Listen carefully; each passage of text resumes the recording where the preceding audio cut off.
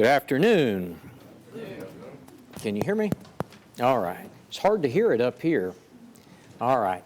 Hope everyone had a good lunch. It is always challenging speaking right after lunch because that is nap time. And so I hope that's not going to happen. I did learn that being in the wheelchair, y'all have a really fun aisle right here. It is fun to go down, but it is not so much fun going back up it. Let's see. Oh, I forgot that was on. That's a picture of my granddaughter. Her name is Ellie Mae.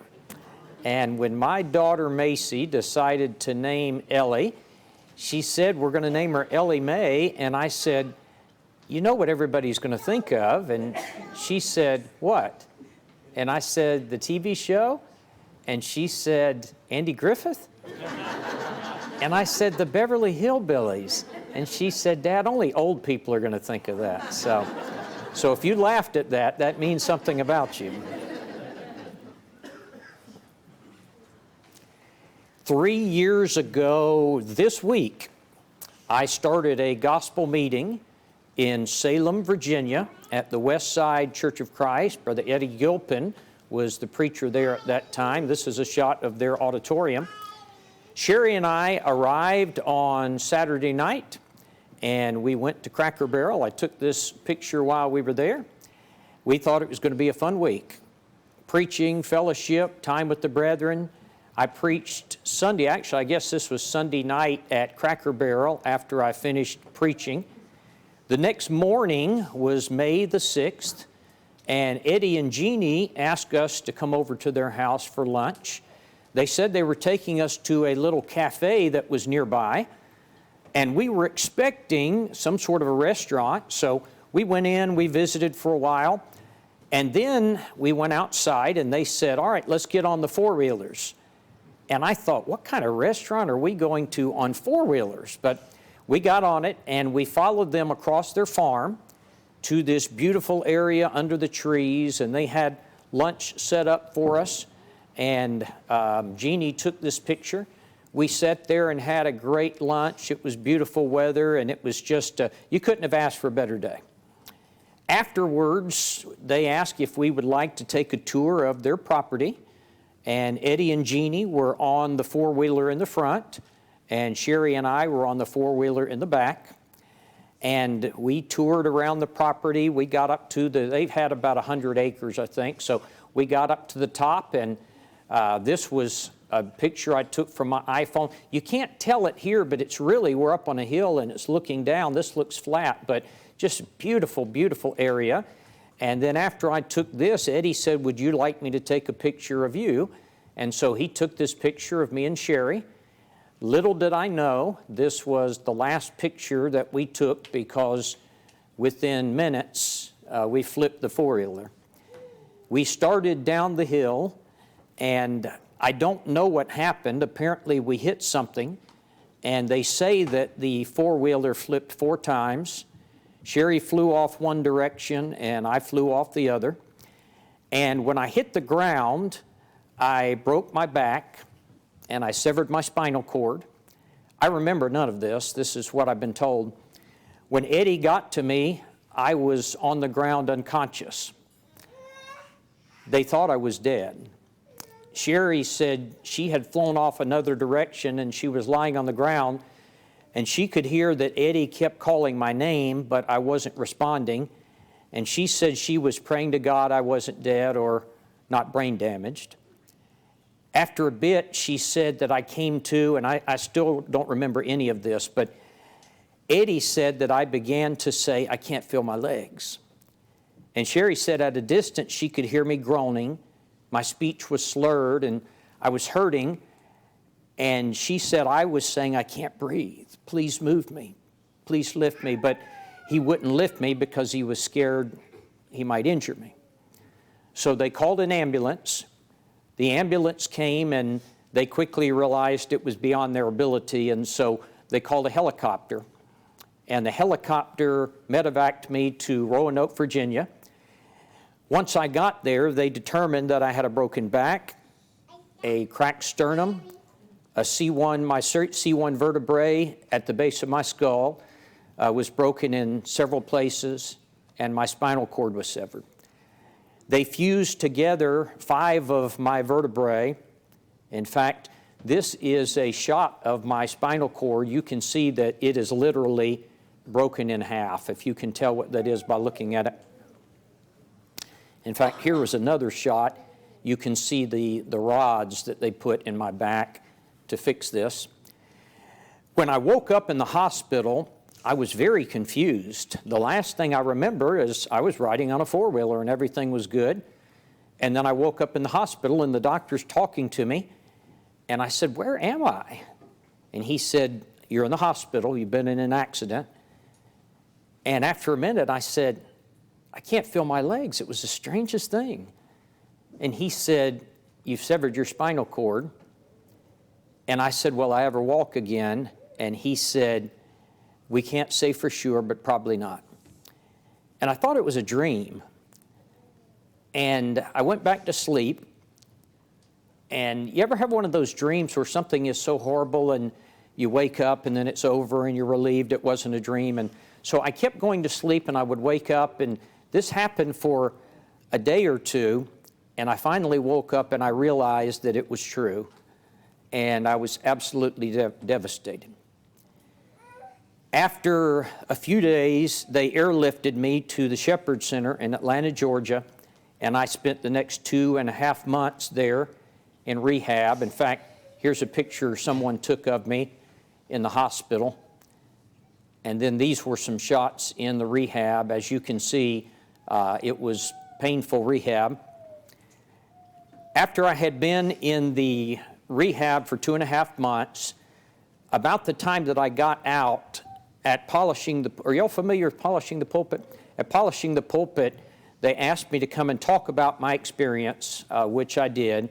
I'd only been out for a few days, and I gathered there. There were about 5,000 people who were there to listen to me talk about this, and it was rough. My muscles were quivering and shaking at the time, and it was hard to do, but I was glad that I had the opportunity.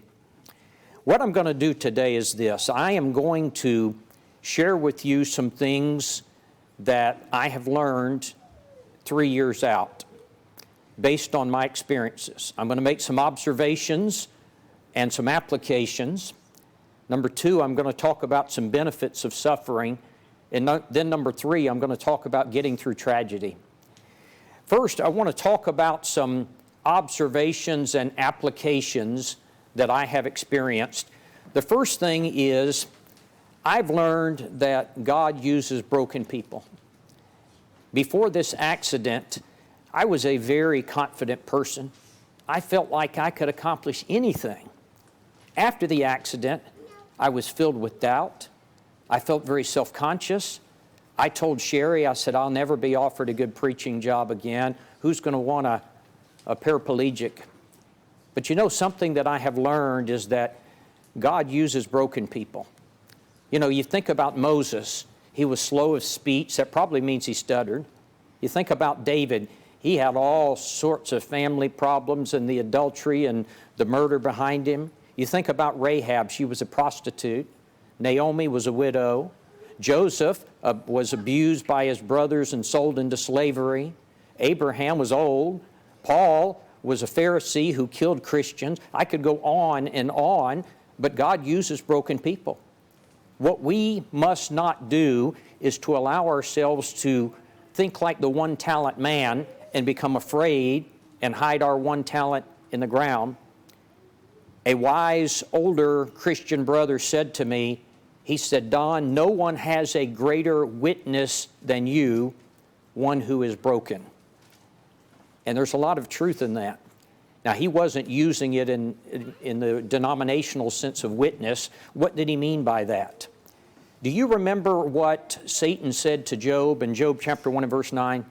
He said, Does Job fear God for naught? Have you not made a hedge about him on every side? You have blessed the work of his hands, and his possessions have increased in the land. But now stretch out your hand and touch all that he has, and he will curse you to the face. This is to say, God, He serves you because His life is good. He serves you because everything is rosy. You let crisis befall Him, and He will walk away. Brethren, when times are hard, that's when we have to magnify God's name by our faithfulness.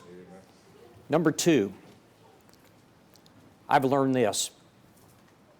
Grief has no timeline. When I was in the hospital, I received approximately 2,800 cards. And I know that because my dad was there and he was bored and he counted every one of them. Our room was filled with cards. My dad decided to hang them on the wall, and I found this picture. Our walls were literally covered in cards, and when we had the walls filled, we just began to throw them in boxes. The man in the mailroom said he had worked there for years and he'd never seen anything like it. Someone asked me, "Are you somebody famous?" And I said, "I'm a Christian." I said, "That's what brethren do." And it made an impression on everyone who came into the room. The singer Kenny Rogers was in the hospital with me, and someone observed that Kenny Rogers didn't receive as many cards as I did. And in fact, there's a picture of me and Kenny together one day. But I said, "Kenny's not a Christian."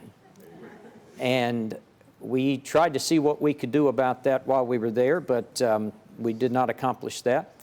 When I got home, the cards kept coming, and we got up to about 4,000 cards, and then they slowly stopped, which is natural. But this is the thing, the grief didn't stop. In fact, the grief got worse. I got home and I couldn't get my wheelchair up under my desk. And that was one of those moments I just felt like I was going to break down. I couldn't reach in my filing cabinets because I was in a wheelchair. I tried to get into my pickup truck and I couldn't get in it. Sherry and I used to walk the neighborhood together and we couldn't do it. So many of the physical pleasures that I had been taken away. And what really hurt me is it was my practice I like to help other people. And Sherry and I have been married at that point 27, 28 years, and she had virtually never pumped gas in her car. I had always done that, and now I wasn't able to do it. I wasn't able to carry things for people, help people move, do repairs, paint, anything of that nature, and that really ate at me. And then there's the regiment of 25 pills a day of medicine, all of the physical issues that go with it. Where am I going with all this? I'm going is this. The card stopped, but life moved on. And you go back to work. And people really don't want to hear about your pain all the time. So what you do is you put on a happy face and you do the best that you can. And there's kind of a loneliness that comes with it as well, because nobody really understands what you're going through unless they've been there. But it made me realize something, and that is, as I've talked to other brethren, there are other people that are experiencing their own sort of grief and trauma. Maybe it's not because of paralysis, but they're widows, people who have lost children, and they're grieving, and they're hurting in their own way. And when you lose somebody close to you, people surround you for a short amount of time, but then they go home, and the pain goes on. Since this accident, I've spoken to several brethren who have lost children, and the hurt goes on for years. They just continue to hurt and ache because of it. Here's another thing that I have learned, and it relates to God's will. Since this accident, I have repeatedly had people say to me, "Well, Don, this happened for a reason," or "It was God's will," or words to that effect. Brethren, I don't believe that. If we're not careful, we get dangerously close to Calvinism and suggest that God causes everything to happen. The fact of the matter is, God has given us free will, and He allows us to suffer the consequences of our actions. You know, sometimes maybe a drunk driver will hit a young child, and some well-meaning person will go to the funeral and say something like this: "Well, God must have wanted him in heaven." No wonder people get mad at God. No wonder people get upset when they think that God is killing or taking their child. That wasn't God's will. That was a violation of God's will that person did that took their child. We need to be careful, and we need to understand that not everything that happens is God's will. Now, that doesn't mean that God can't use it. After the accident, we were converting the bathroom at my house so that it would be handicap accessible. And during that time, I was able to study with the 4 contractors who were doing my bathroom, and we taught and baptized all 4 of these men. In fact, here was a picture of the 4 men. One of those men, the man in the orange shirt, Brother Charles Warren, he is now teaching, he's preaching, he's converting other people, he's thinking about going to the school of preaching himself. And I wonder, would any of this have happened otherwise? God can use bad things, though He didn't cause it to happen. Here's the next thing. To live is Christ, and to die is gain.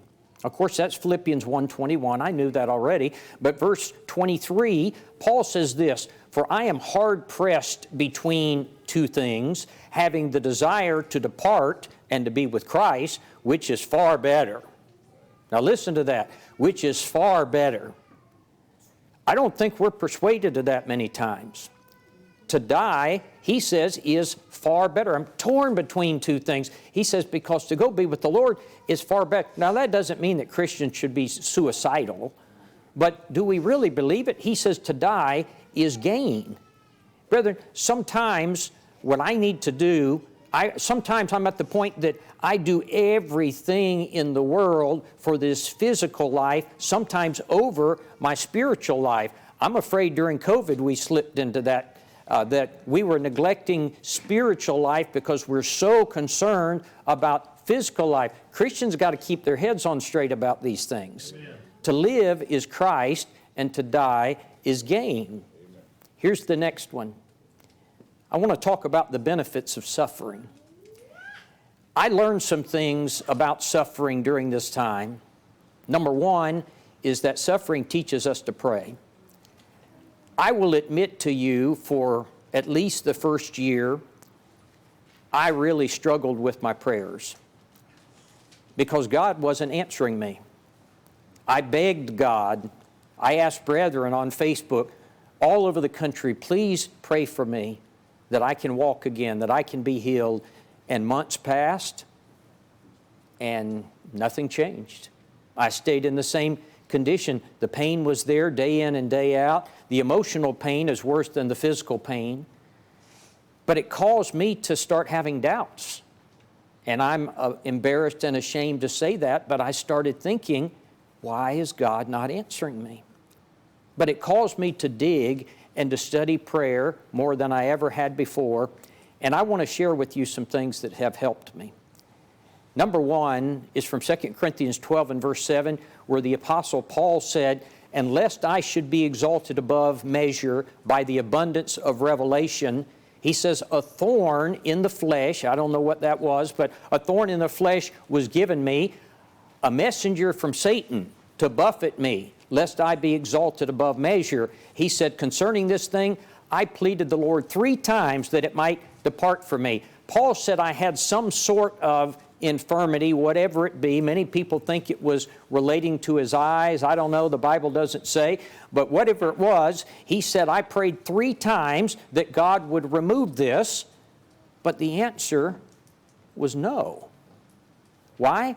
The Lord said, it is in your bed. Now, did God cause it? He said it was a messenger of Satan. Apparently, this came from Satan, but the Lord said, I'm not going to remove it because it's actually going to be to your benefit, lest you be exalted above measure. That is, lest your pride get the best of you, seems to be what he's saying. Why? Because you've got all of these abilities, spiritual abilities. We don't want it to get the best of you. It's best that you keep it. God said no. And Luke 22:41, the Bible says about Jesus that he knelt down and prayed, Father, if it is your will, take this cup away from me. Nevertheless, he says, not my will, but yours be done. Then an angel appeared to him from heaven, strengthening him. And being in agony, he prayed more earnestly. Then his sweat became like great drops of blood falling down to the ground. Mark 14:39 says, again he went and prayed and spake the same words. Matthew 26:44 says, and he left them and he went and again prayed the third time and said the same words. Brethren, this prayer of Jesus showed his humanity. It showed that he was hurting. It is a cry for deliverance. He prayed it earnestly. He prayed it in agony. He prayed it repeatedly. But the answer was no. Why? Because the will of the Father needed to be done. It has crossed my mind, could it be at times that I'm praying for relief, that there's something more important than my pain? Could it be that there are souls that need to be reached and can be reached by me remaining in this condition? And I'm thinking about ending my pain, but the Lord sees souls and opportunities. Maybe there's somebody who's searching for the truth, and providentially, I will be a way for them to learn it. Maybe there will be some hard heart, and maybe they will be touched or softened because of me. Maybe someone will be encouraged to persevere because of me. I would like to recommend to you this book by Brother Dan Winkler. It is called Something Happened When I Prayed. It has helped me. When I pray, the Father inclines His ear toward me.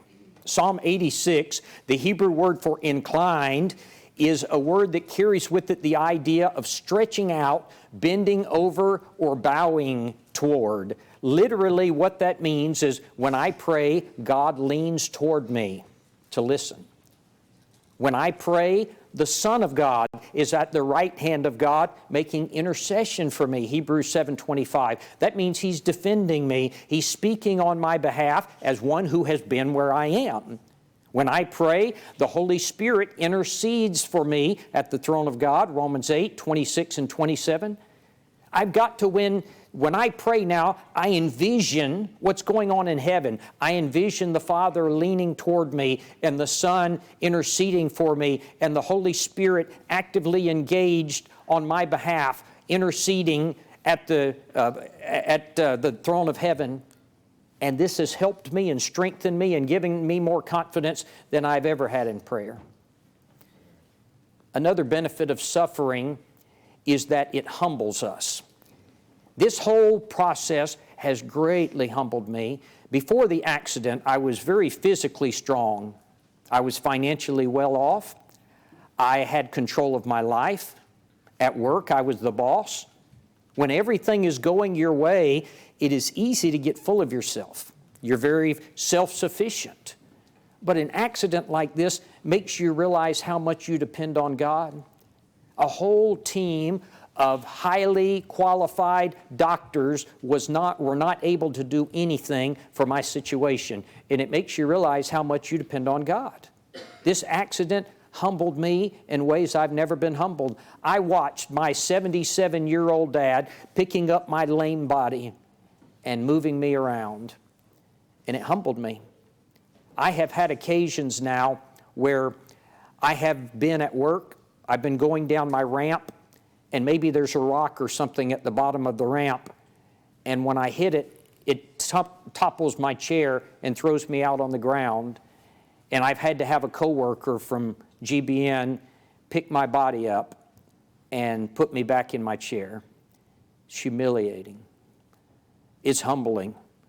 I don't know why it's humiliating. I can't help it, and my body's just in that condition, but it's humiliating.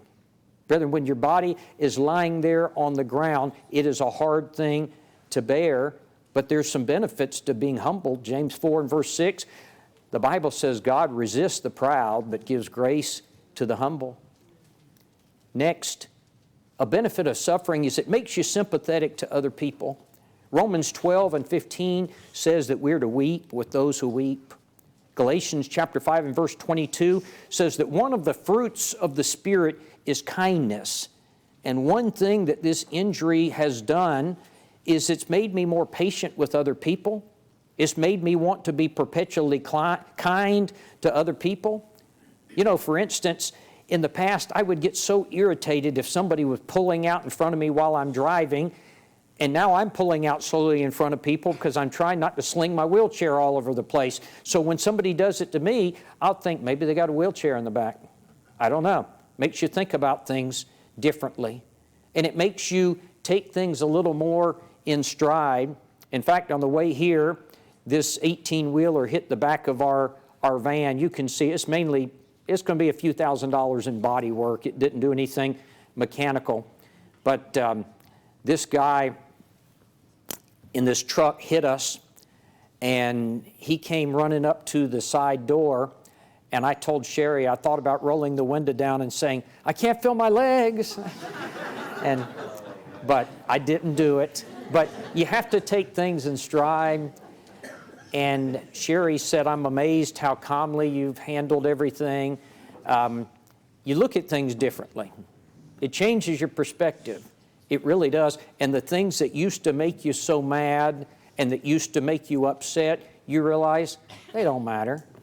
It used to be that if I got a scratch on my new truck, man, that would ruin my week. And now I think, that's just a truck. Doesn't make any difference. It'll change your perspective on some things. Brethren, when you're surrounded by people who are hurting, it makes you realize you're not alone in this. It's the nature of humankind. Job 14:1, Job said, man that is born of woman is a few days and full of trouble. You know what that means? We're suffering trouble now, and if you're not, it's just because you hadn't gotten there yet, because it's going to come. And it may be different. You may not be paralyzed. It may be because of old age. It may be because of losses in your life, but we're all going to suffer it. It's the nature of being here. But here's another benefit of suffering, and that is it purifies us. Now, you say, what do you mean by that? When I realized how close I came to dying, it made me search my life for any shortcomings. I was a Christian, gospel preacher, but it still made me think, is there anything that was wrong in my life that if I had died at that moment that I wouldn't have been prepared? When you realize I was this close to going into eternity, you start searching. And isn't that what 2 Corinthians 13:5 says? Examine yourselves whether you be in the faith. He doesn't mean whether you're Christian, because this was written to Christians. Whether you be in the faith means, are you walking in the light? Are you what you should be? Examine yourselves. You know, Psalm 119 and verse 67, David said that he went astray before he was afflicted. What does that mean? After he suffered, it helped keep him in line. It affected his thinking. Psalm 119 and verse 71, he said, it is good for me that I've been afflicted that I might learn your statutes. There's some things about suffering that strengthen us. I'm getting kind of long. Let me go this last one here. Getting through tragedy. I have had some folks say to me, Don, I don't know how you do it. You know, I would just curl up and hide in my house. I want to make some suggestions to you, some things that have helped me press on. The first one is this: don't live in the past. Listen to this passage. It's from Ecclesiastes 7:10. Do not say, why were the former days better than these? For you do not inquire wisely concerning this thing. One of the greatest torments that I have found in my life is living in the past. When I sit around and contemplate how good it used to be before the accident, it takes me to a bad place. And it can be almost anything. Even I think about walking around in my yard, how I enjoyed that, going places I used to go, even jumping out and pumping gas in my car. You would think, well, nobody wants to do that. You miss something like that. I have found that living in the past takes me bad places and it torments me. Now, some people do that with regard to sin. They keep beating themselves up for things they've done in the past and they can't move on. That's the thing about the past, is it's in the past and you can't change it. We all have to pick up where we are and we move on. Listen to this. Philippians 3 and verse 13 says, this one thing I do, forgetting the things that are behind and reaching forth into those things that are before, I press toward the mark for the prize of the high calling of our God in Christ Jesus. we can let the past torment us and hold us back, or we can let the good in our lives torment us, because we could think about, oh, I used to have this and it was so good and I don't have it anymore. The bad can torment us, the good can torment us, but the past is the past, and I got to let go and think about where I am now. Here's the next. How do you get through this? Brethren, count your many blessings. I know that these two things sound exceedingly simple and elementary. Number one, don't live in the past. It will torment anybody. Now, learn from the past. I'm not saying you can't learn, because if you made mistakes, learn from that. But number two, count your blessings. You know the song, count your many blessings, name them one by one. It will surprise you what the Lord has done.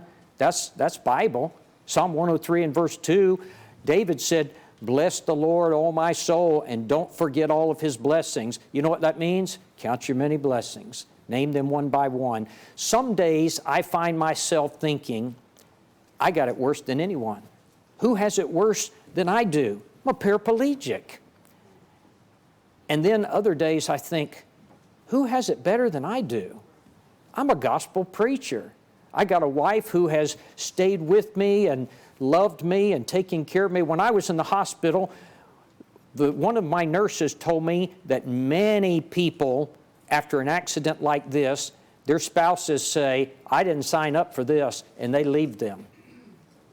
Can you imagine? And I look at the fact I can still work.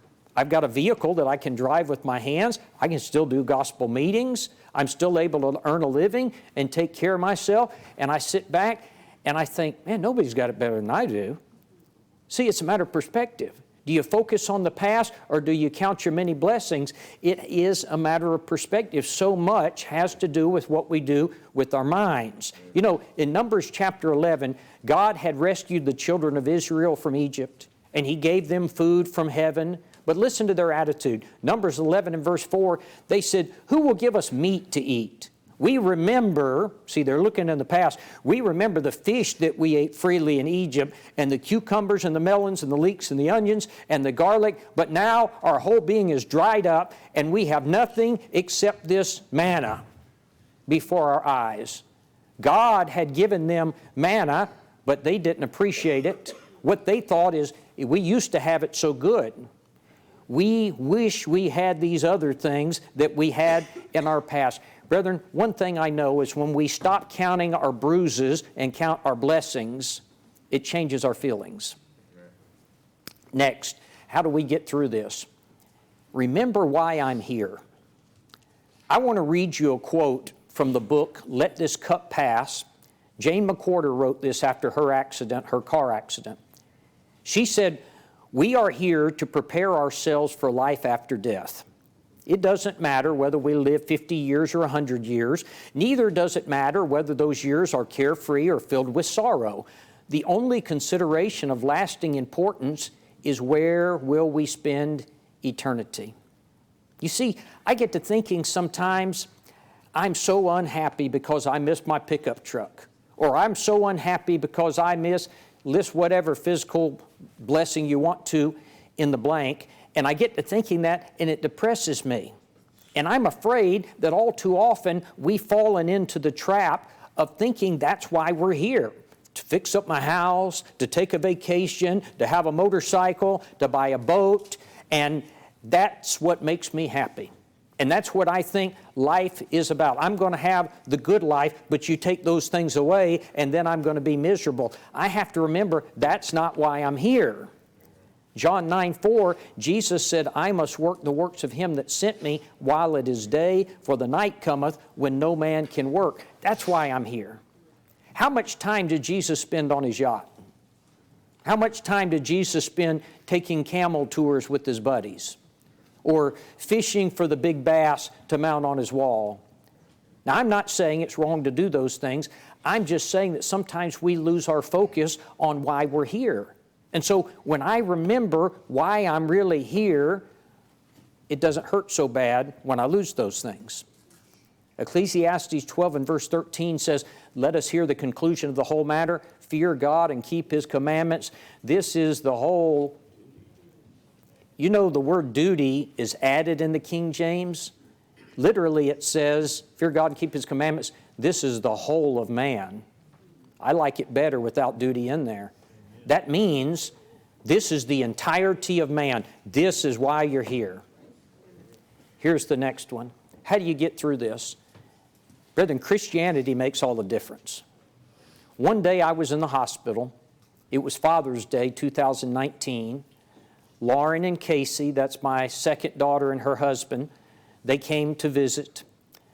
And when they left, I was very sad. You know, when the kids leave and the house is empty and, well, you're there in the hospital, and they left and I was sad. And I have an iPhone. iPhones do this strange thing where they take your pictures and they make a memory and they send it to you and they put music to it. And so they left, and I looked at my phone and it said, you have a memory. And I started watching it. It was a video of a Disney trip. I hate what they've done with Disney lately, but that's another sermon. It was a Disney trip that we had made together. And I saw myself standing there with my arms around my family. And I looked strong, and I was hugging them. And it brought me really low. And I thought, I'm never going to do this again. How am I going to do this? In fact, I think I got a picture. That's the picture. And I thought, I'm never going to do this again. I'll never be able to stand with them. And it just made me miserable. And I thought, I can't live like this. And then I got to thinking, I'm a Christian. This is all temporary. I'm going to die, and I'm going to go to heaven. And then I got to thinking about the other people in the hospital with me. And then I thought, that's misery. Can you imagine being in the hospital as a paraplegic or quadriplegic and dying and being lost? Or being a healthy person and dying and being lost? And that puts things in perspective. And that is, I have a mission. I want to reach people with the gospel. Whether I'm a 1-talent man, a 2-talent man, a 5-talent man, or whether I'm a 2-talent man who used to be a 5-talent man, whatever it is, I want to use whatever talents I have to reach people with the gospel and to magnify the name of the Lord.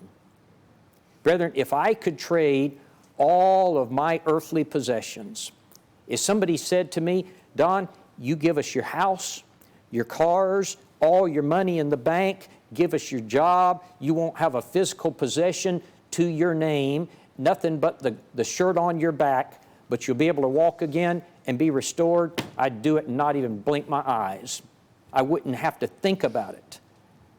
But there is one thing I would never trade, and that's my soul. Because Matthew 16:26, Jesus said, for what is a man profited if he shall gain the whole world and yet lose his soul? Or what shall a man give in exchange for his soul? Today, maybe your soul is not where it needs to be because it's not prepared to be with the Lord in eternity. The Bible teaches to be a Christian, a person needs to hear, believe, repent, confess, and be baptized. In the last session, we did a detailed discussion of that. Maybe you've done that. You're ready to obey the gospel. We're ready to assist you. Maybe you're a Christian and you've got sin in your life. Maybe you're examining yourself whether you be in the faith, 2 Corinthians 13:5, and maybe you think, I'm not. I need to make some corrections. Maybe you want to make your life right and ask for the prayers of your brothers and sisters. We would be honored to do that. This afternoon, if you need to respond to the invitation, won't you come as we stand and sing the invitation song?